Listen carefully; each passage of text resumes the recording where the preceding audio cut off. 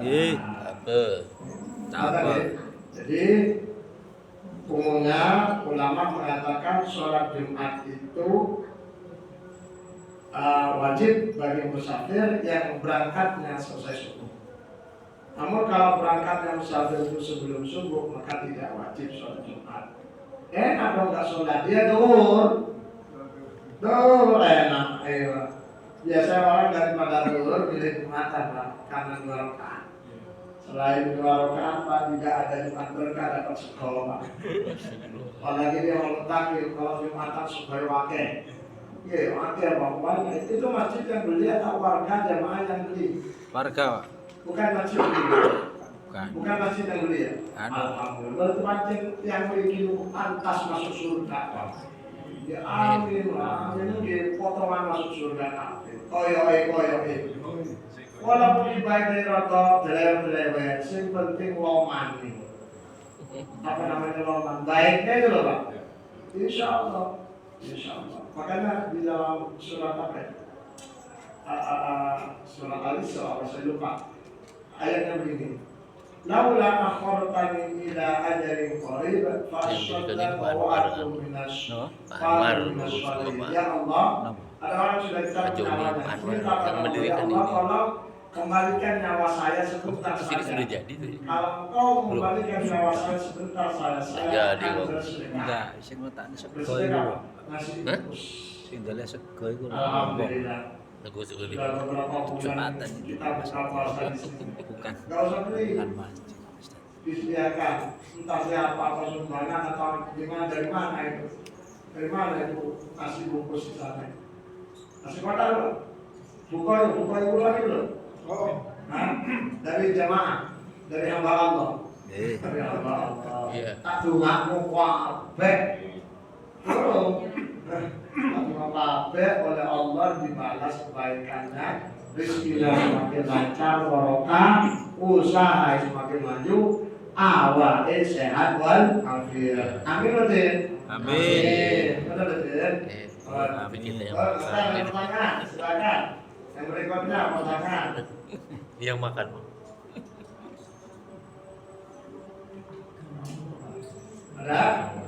Ada ya selanjutnya. Tadi disinggung sebagian orang bepergian untuk rekreasi. Rekreasi itu ulama berbeda pendapat. Bukan rekreasinya, sholat jamaah dan kosornya dikarenakan rekreasi. Ulama pertama mengatakan orang yang rekreasi, traveling, itu boleh melakukan jamak kosor. Kenapa boleh? Karena rekreasi dalam Islam dianjurkan biar tak sumpah dan stres. Betul apa betul? Ulama kedua mengatakan rekreasi tidak boleh. Haram. Bukan rekreasinya nggak boleh.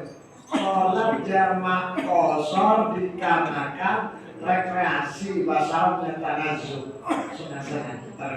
Senang. Ini konteksnya rekreasi yang halal ya. Ulama berbeda pendapat.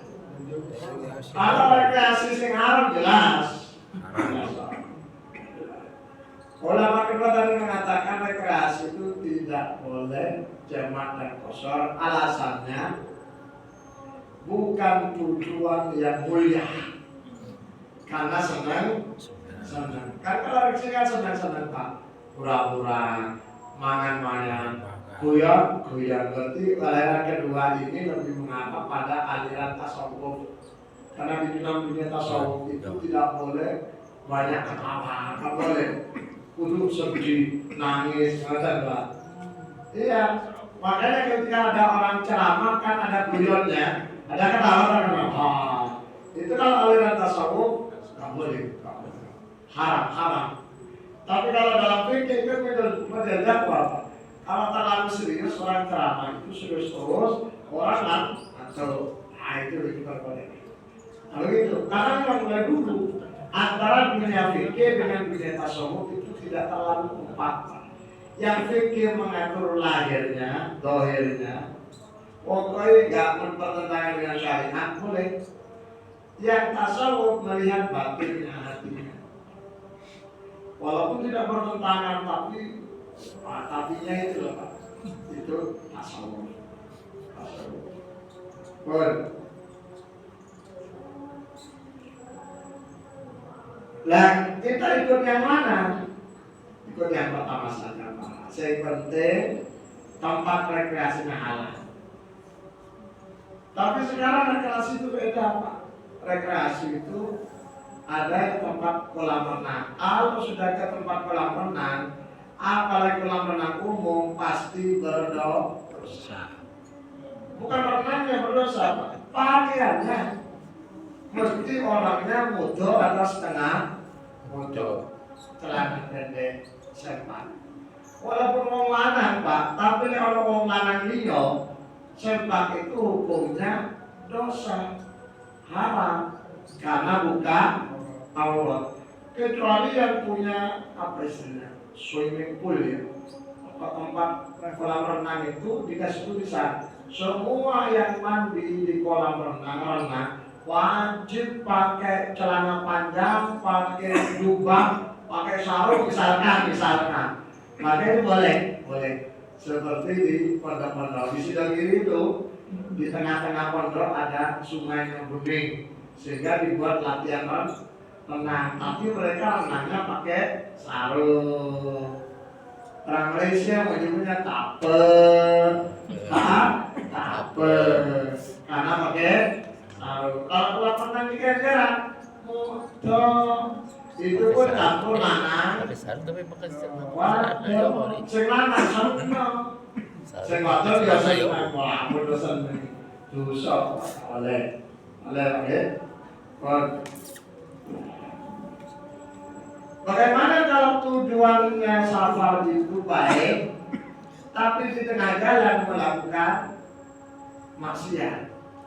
Itu namanya safar, maksiat fi safar. Maksiatnya ketika perjalanan safar. Kan rumusnya begini, orang safar itu yang diperbolehkan untuk jamak dan qashar, safarnya harus halal. Safarnya harus halal. Oleh karena itu safar untuk maksiat, safar misalkan mau nonton judi, safar mau nonton sabung ayam, safar mau tawuran, maka safar semacam ini namanya safar bin maksiat.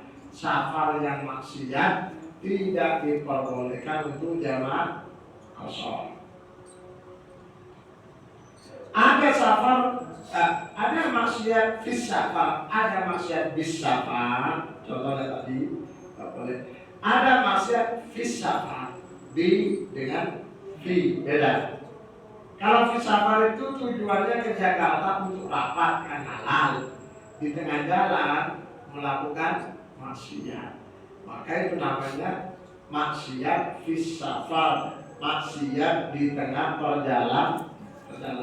Dalam hal semacam ini tetap diperbolehkan untuk sholat jamak dan qashar.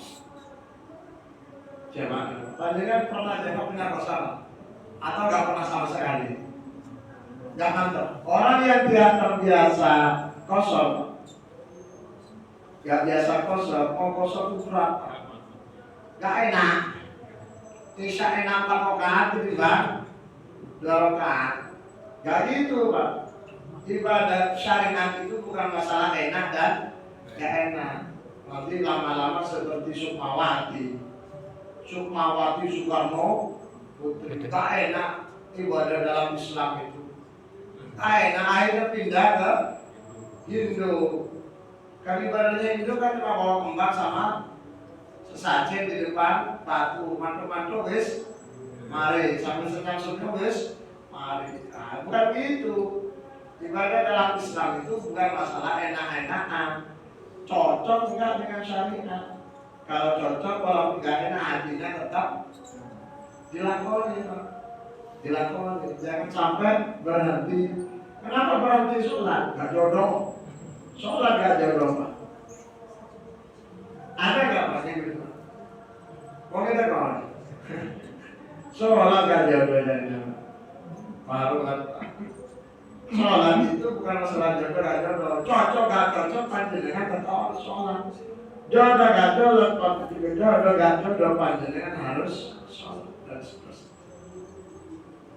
Dan sholat kita itu diupayakan sholatnya membuat setan itu sibuk. Membuat setan sibuk menggoda kita. Jangan sampai setan itu tidak tertarik sama sekali menggoda sholatnya panjenengan. Seperti kasusnya di masa Rasulullah. Rasulullah ketemu setan di depan masjid. Rasulullah nyapa setan, dalam. Setan itu sopan, sopan. Jadi kalau uang nggak sopan berarti gue teman teko. Kata Rasulullah, dalam Rasulullah. Awakmu kan kuliru sudah wong sholat mesti mudah. Nggih Rasulullah. Iku wong sholat jero masjid. Di dalam masjid itu ada orang sholat. Apa kata si setan? Rasul kurang lebih ini Pak. Aku tak tertarik goda orang sholat itu. Oh, bodoh gak ilmu. Oh, sholatnya salah. Kabeh. Jadi gak perlu digoda sudah salah. Saya ini mau menggoda sholatnya orang yang benar. Biar sholatnya tidak benar saya goda. Itu sudah gak benar sholatnya. Sehingga tidak perlu digoda. Nah ini penting pelajaran Pak. Jangan-jangan selama kita sholat sampai detik ini sholatnya gak pernah digoda setan karena setan tidak tertarik. Kenapa? Sholatnya gak benar. Ini aja. Bisa terus sholat. Tanda-tandanya tanda-tandanya gimana orang itu sholatnya gak benar? Ya, tangan ini kasih tahu nggak? Kasih tahu ya. Ini Pak. Tanda-tanda orang itu sholat gak benar pasti tidak diterima kan? Iya. Sholat orang itu gak diterima begini. Habis sholat, misalkan si A itu sebelum sholat makan. Habis sholat kok tetap makan, itu tanda-tandanya orang sholatnya gak benar. Sebelum sholat sumpah, setelah sholat kok tambah sumpah. Itu gak benar sholat. Kok tambah sumpah, ini imamnya kesuwen. Nah, pada sumpah Pak. Wes sumpah satu ke sholat, ditambah imamnya kesuwen, tambah sumpah. Jelas, sholatnya tidak diterima. Kalau sholat diterima Pak, sebelum sholat ngamuk, setelah sholat tenang. Karena sholat itu menenangkan hati, menenangkan jiwa. Sebelum sholat tukaran suami istri, habis sholat damai. Makanya kalau suami istri tengkar, ada sholat berjamaah. Habis sholat kok istrinya tetap marah, berarti sholatnya tidak diterima. Ini rahasia. Kalau istrinya panjenengan marah, ada sholat berjamaah. Kok mari sholat tetap marah, berarti sholatnya tidak diterima.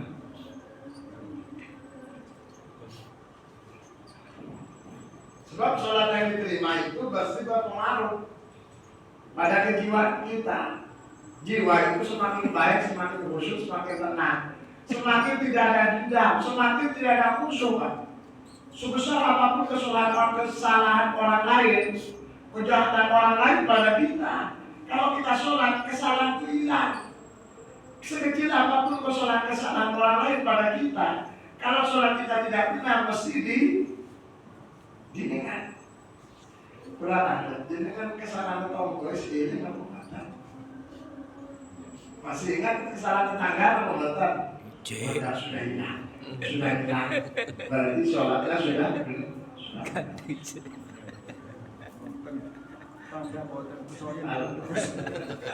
Pertanyaan ya, nengok, saya baca hadis berikutnya Kak.